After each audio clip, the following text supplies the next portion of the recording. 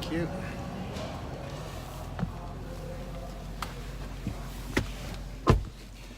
Well, immediately I can feel it's much more posh than the Jeep was. Just a little. Like you just sink into this leather. We didn't have really doors or roofs in the Jeep.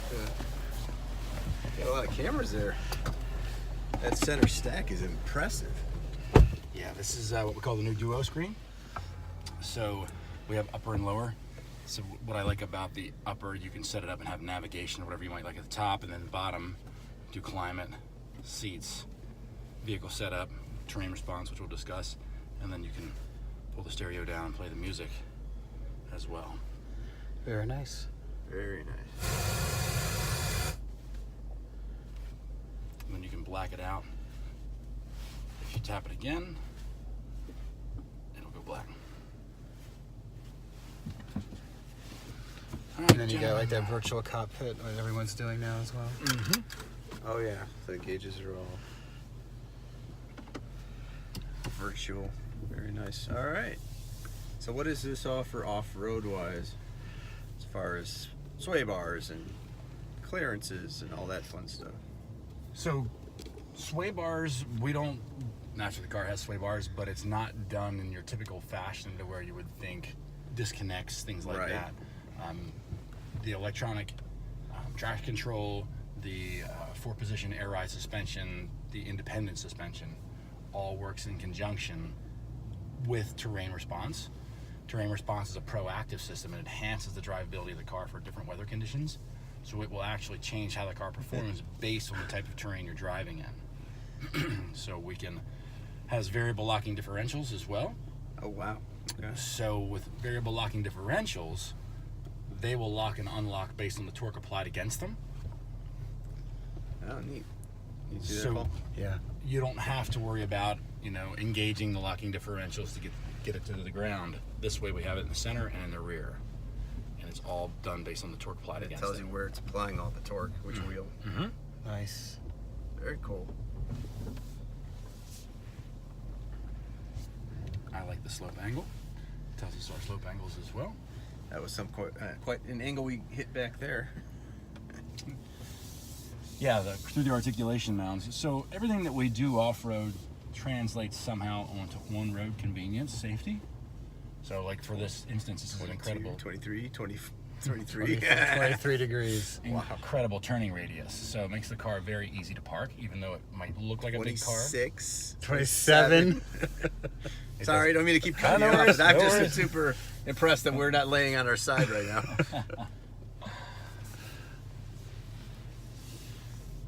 And then right here, car's fully articulated because we can get it Oh yeah. 2 wheels off the ground. So That you was- could, Like a seesaw. yes. So full articulation of the suspension. We are still able to make the car move with 2 wheels off the ground. Oh my gosh, this is crazy.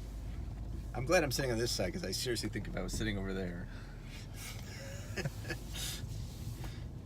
we wouldn't be keeping it shiny side up anymore. Cross-link of the air suspension helps push air from one side of the car to the other to help stabilize it, to stiffen the airbag up a little bit. That also comes into play if you go into an exit ramp too fast. What's the first thing you do? You apply to brake aggressively Yeah. in a hard right-hand turn. Start to get a little bit of body lean out of it. Mm-hmm. So then with cross-link, it starts to help keep the car flat in the cornering as well. It pushes back the weight via the suspension to kind of try and level out the load. Yeah, it won't level it naturally. It's still going to lean a little bit, but it'll help minimize the lean. Got it.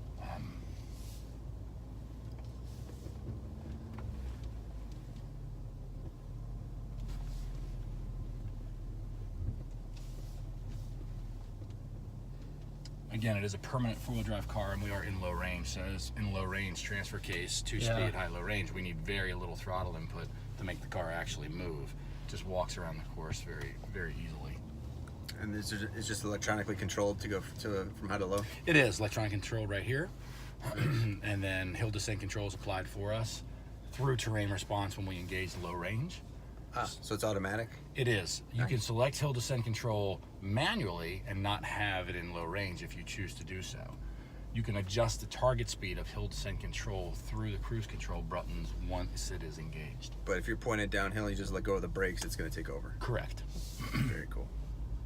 And we have a supercharged V6, supercharged V8 option, and diesel options as well.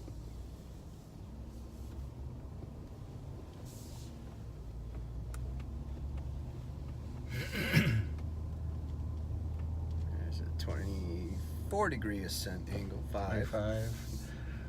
That's cool. It's got that, tells you exactly what you're doing. And it's so quiet in here. It is unbelievable how quiet the car is. So for the downhill descent, I can take my feet off the brake at this point, both feet flat on the floor, apply the brakes for us. So it reads all 4 wheel speed sensors, keeps that car parallel with the hill at all times. And that was 25 degrees down too, so.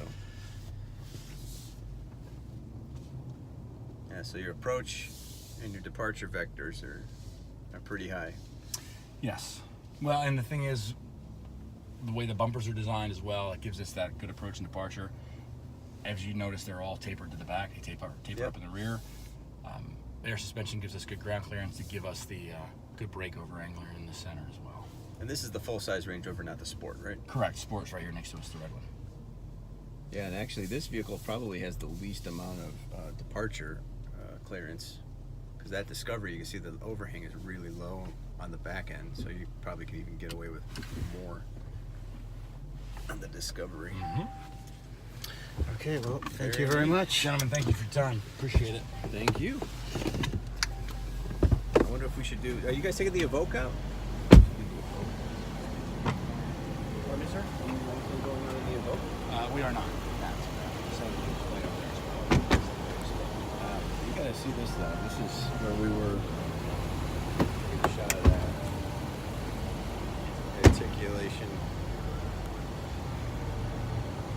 That's quite something. On the Discovery, is there anything different on the all-wheel drive or the off-road capabilities as far as what it offers? I know it probably doesn't have the air suspension. It does. Oh, it Discovery does? has air suspension. Okay. Discovery Sport doesn't have air suspension. Discovery's air suspension. Almost the exact same System. 4-wheel electronic traction control. And there's quite a lot of articulation. It is. The toe end in the back there. It just looks like it's gonna roll. It just looks like it's gonna roll. Yeah. That's fantastic. Wow, a lot of fun. It People is. are gonna enjoy this. Thanks so much. Thanks a lot, Chris. All right, Appreciate you guys coming Thank out you. with us. Yes. All right. Well, that was fun. Enjoy, gentlemen. Thank you. Thank you. Great. All right, thank you. Thank you so much. All right, let's get a little recap. All right, so we just experienced, we did Jeep first, then we came over here to Land Rover, and just amazing off-road vehicles. The Land Rover, obviously, a different animal altogether. It does things electronically and with very smart computers and wizardry that the Jeep does sort of through mechanical means, but they're so amazing in their capabilities. I mean, just what they can do blows your mind. Most people just take this to the grocery store bag, and they can do 25-degree angles where you're pretty sure that the vehicle's going to roll over, and it just doesn't. It just takes it, no problem. So if you're coming out to the Chicago Auto Show, there's so much to experience here. This is the Consumer Auto Show. Unlike a lot of the other ones, it's the largest one. It's really made for you people, the consumers, to come out, enjoy things like the Jeep, Camp Jeep Trail and like the Land Rover Trail here. They have simulators everywhere. There's lots of fun stuff to do. Obviously, all the cars to see. So basically, make sure you come on out to the Chicago Auto Show this year and have a blast. This is Brendan with Sons of Speed. We'll catch you next time.